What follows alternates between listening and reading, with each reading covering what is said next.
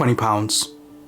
It means nothing. To some people, it means something. To some people, this right here pays the bills. To a lot of people, it puts food on the table. It buys them food. To a lot of people, it makes sure they don't go hungry.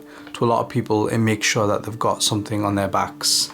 To a lot of people, it makes sure they've got a roof over their heads. So for each of us, money means different things. Now, the purpose of this video is to talk about wealth and what wealth means for people and how it can mean different things to different people. Now, generally speaking, when many people think of wealth, they tend to think of cash, or they tend to think of land, or they tend to think of factories. Now, that is an old classical kind of interpretation or understanding of wealth. But today, the idea of wealth itself has changed. It's changed its meaning from what it used to be. Back in the Victorian era, wealth did definitely mean, factories and assets. It could mean machinery, it could mean land, it could be all those things. And generally speaking, they were the forms in which wealth was then passed on from generation to generation. Now, there's a great economist who talked about wealth and its more modern meaning.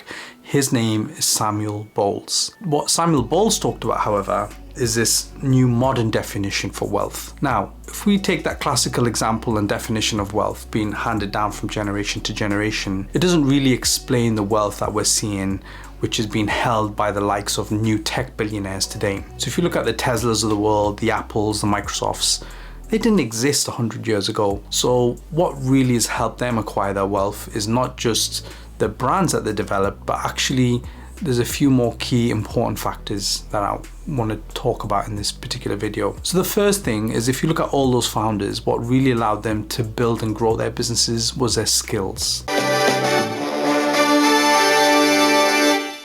Hello, I'm Bill Gates, chairman of Microsoft. And we are calling it iPhone. What is the Facebook exactly? It's an online directory that connects people through universities and colleges through their social networks there. And that, to me, is a more modern measure of wealth. So skills allow you to build and be productive. So with the right skills, you can produce things. With the right skills, you can improve things. With the right skills, you can offer things. And skills are a great way in which you can improve and create productivity, create GDP, and therefore have something that you can sell or that you can exchange for a monetary kind of value. So skills are one of the most defining characteristics of wealth as it stands today, and that's something that Samuel Bowles talks about. So if you look at all these tech billionaires, it's their skills that really help them get to the point in which they are wealthy today. The other big one is connections. So back in the days, you could hand over your land, or you can pass down your machinery or your factories and so forth to your kids, and that would therefore pass on your wealth to that next generation. But what's much harder to pass down is your network. Passing down your network is not easily done. If I know, or if I've got contacts to a number of powerful business people or political people, it's not guaranteed that I can just simply pass on those contacts to my children